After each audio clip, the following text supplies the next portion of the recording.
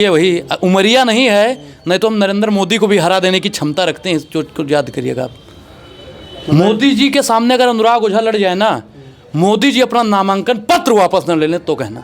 गाना आया है जो राम को लाए हैं हम उनको लाएंगे। जो राम को लाए हैं वो नीरव मोदी को क्यों नहीं ला पाते हैं, ललित मोदी को क्यों नहीं ला पाते हैं, विजय माल्या महिल चोकसी को क्यों नहीं ला पाते हैं। और मैं जानता हूं कि राम जिस दिन बुद्धि घूमी ना, एक ही बाण प्राण हरि लीना, दीन जान प्रभु निज पद दीना।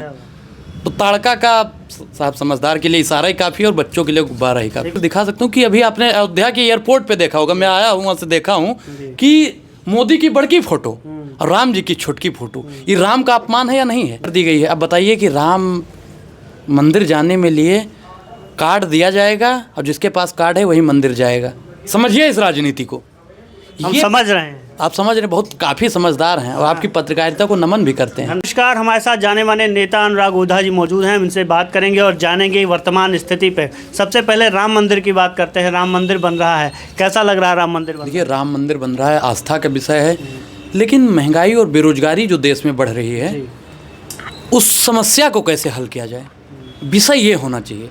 लेकिन जो आज की मीडिया है वो सिर्फ एक ही चीज़ दिखा रही है। महंगाई पर अगर कोई प्रवक्ता सवाल कर देता है तो उसे राम मंदिर में ढकेल दिया जाता है। राम मंदिर आपकी भी है, हमारी भी है, देशवासियों का एक मतलब आस्था का विषय है और आस्था का भारतीय जनता पार्टी प्रयोग कर रही है। प्राण प्रतिष्ठा में आप जा रहे हैं, नहीं जा रहे हैं? कार्ड दीजिए, मैं अभी चला जाऊँ भाई अयोध्या। कार्ड भेजा गया था आपकी पार्टी को, भेजा गया? नहीं, तो पार्टी का निर्णय है जो हम लोग उसे स्वीकार करते हैं, लेकिन पार्टी ने कहा है कि जिसको जाना है जाइए, हम किसी को बाध्य नहीं करते हैं।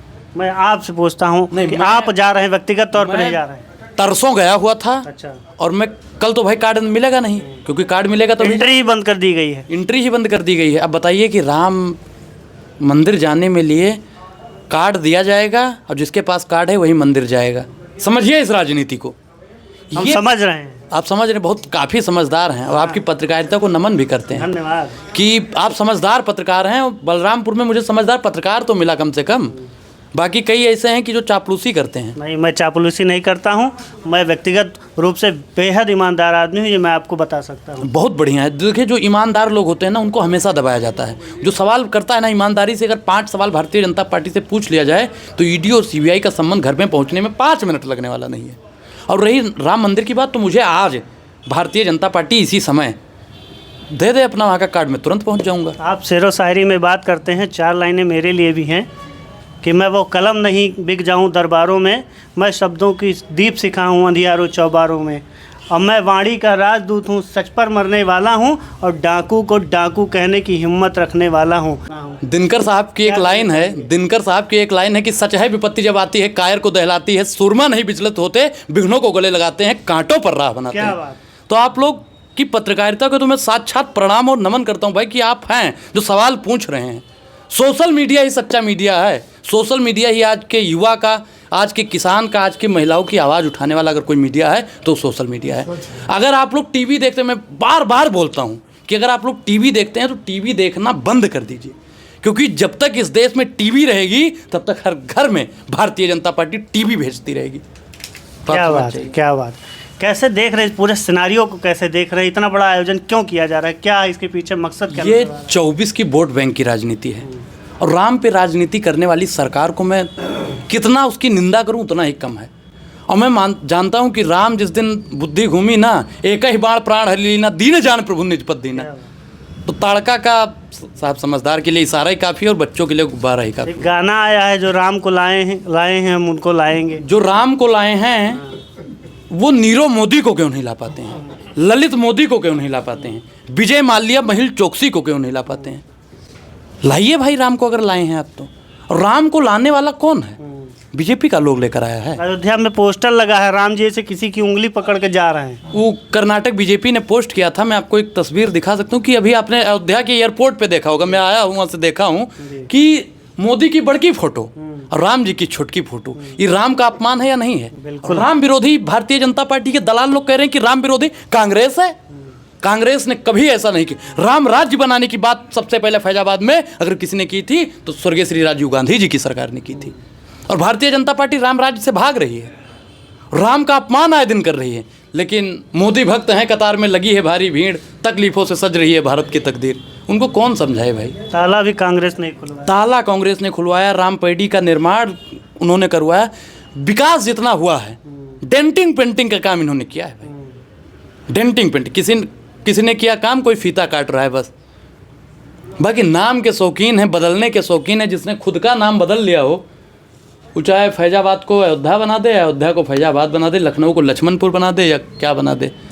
अब आप समझ रहे हैं हम किसकी बात कर रहे हैं? समझ रहे हैं। 24 में कैसे देख रहे हैं कांग्रेस कितनी हद तक आगे बढ़ पाए? 24 में इंडिया अलायंस पूरी मजबूती से लड़ रहा है और भारतीय जनता पार्टी को ध्वस्त कर देगा, क्योंकि भारतीय जनता पार्टी के पास कोई विकल्प नहीं है। मैं भारतीय जनता पार्टी के नेताओं से पूछना चाहता हूं कि आप किन मुद्दों पर चुनाव लड़ेंगे? मुद्दा आपके पास क्या है?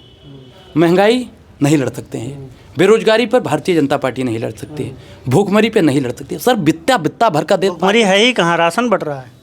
एक चीज़ बताइए कि भूखमरी है तभी तो राशन बट रहा है। बित्ता भी दूर करने के लिए तो बट रहा है।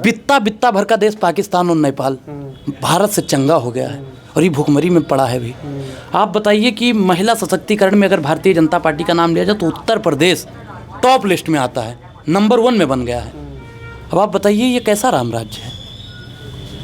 किस लिए भारतीय जनता पार्टी किन मुद्दों पर चुनाव लड़ेगी? सिर्फ राम पे? आप किन मुद्दों पर चुनाव लड़ेंगे?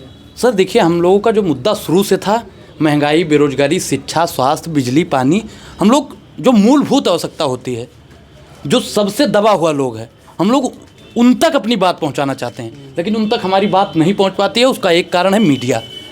मैं डिजिटल मीडिया की बात कर रहा हूँ। सोशल मीडिया आज घर घर तक पहुँचा है, तभी हम लोगों की बात पहुँच पाती है। मीडिया पर भी आपके तमाम सारे वीडियोस वायरल है, उसमें आप कहते हैं कि आपातकाल जैसी स्थिति चल रही है, बिल्कुल हिटलर शाही चल रही है, हिटलर का पोता आप बता रहे हैं आपको किसी को, लेकिन इमरजेंसी मोदी को बोलते हैं भाई, हम किसी उसी वाला ध्यान वो नहीं रखते हैं, बिल्कुल खुला बोलते हैं। इमरजेंसी तो आप ही के दौर में आई थी ना। देखिए हमारे दौर में इमरजेंसी के लिए, हमारे दौर में कैसी इमरजेंसी आई थी और आज के दौर में कैसी इमरजेंसी है, दोनों में बहुत विरोधाभास है। आज की सरकार में अगर बोल दिया जाए कि साहब आपने वादा किया था लेकिन नहीं कर रहे हैं, तो सरकार और साहब ये उठाइएगा अनुराग ओझा है, लगता है घर पे तुरंत जितनी जांच एजेंसियां पहुंच जाएंगी। एक बार आप जा भी चुके हैं। अरे दमन में तेरे दम है कितना देख लिया है देखेंगे, और जेल में तेरे जगह है कितना देख लिया है देखेंगे। जब तक जेल में चना रहेगा, आना जाना लगा रहेगा भाई।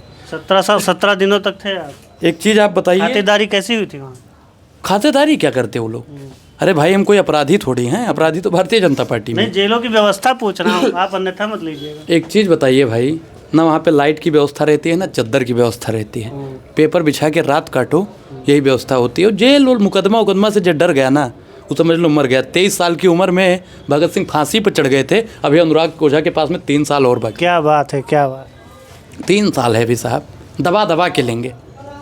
कोई 3 बातें और बोलना चाहेंगे? देखिए 3 बात मेरी यही है कि भारतीय जनता पार्टी से जितना भी लोग मुझे सुन रहा है, वो लोग भी अपने फेसबुक, ट्विटर, इंस्टाग्राम पे लिखे कि भारतीय जनता पार्टी वाले जवाब दें, महंगाई कम क्यों नहीं हुई, बेरोजगारी कम क्यों, डीजल पेट्रोल की मार भाजपा सरकार बोला था ना, और आज डीजल पेट्रोल का दाम बढ़ रहा है लेकिन सरकार खामोश है। बोले किसानों की आय दुगनी करेंगे, किसान परेशान है। किसानों का आय किसानों का आय प्रतिदिन 33 रुपये का था और आज 25 या 26 रुपये पहुँच गया है। किसान परेशान है। डाई, यूरिया खाद का दाम आसमान को छू रहा है। 44-45 किलो वाली बोरी आज 40 किलो से कम हो गई है, और ये बात कर रहे हैं कि किसानों की आय हमने दुगनी की है। ये बेईमानी है, और बेईमानों से लड़ने के लिए सबको एकत्रित होना पड़ेगा। राहुल गांधी जी अमेठी से इस बार चुनाव लड़ेंगे? देखिए वो पार्टी तय करती है, अनुराग ओझा तय नहीं करेगा। स्मृति ईरानी जी कह रहे थे प्रदेश छोड़ के भाग गए। अरे स्मृति ईरानी हमारे सामने आके चुनाव लड़ें, अनुराग ओझा देता है स्मृति ईरानी को टिकट देगी कांग्रेस? अरे भैया हम निर्विरोध लड़ जाएं, उमरिया नहीं, सुनिए निर्दलीय, वही उमरिया नहीं है, नहीं तो हम नरेंद्र मोदी को भी हरा देने की क्षमता रखते हैं। इस चीज़ को याद करिएगा आप। मोदी जी के सामने अगर अनुराग ओझा लड़ जाए ना, मोदी जी अपना नामांकन पत्र वापस न ले लें तो कहना, ये है अनुराग ओझा का पावर। तो ये थे अनुराग ओझा जी जिनसे हम बात कर रहे थे। अपनी बेबाकी के लिए जाने जाते हैं, बेहद ही युवा हैं, 20 साल की इनकी उम्र है, अभी 3 साल इनके पास बाकी है। इन्होंने कहा भगत सिंह जो है 23 साल की उम्र में फांसी पर चढ़ गए थे, अभी 3 साल मेरे पास है। तो ये जज्बा, ये जुनून यूं ही कायम रहे इनके अंदर। मेरी शुभकामना है इनके भविष्य की राजनीति के लिए। बलरामपुर से सुशील मिश्रा।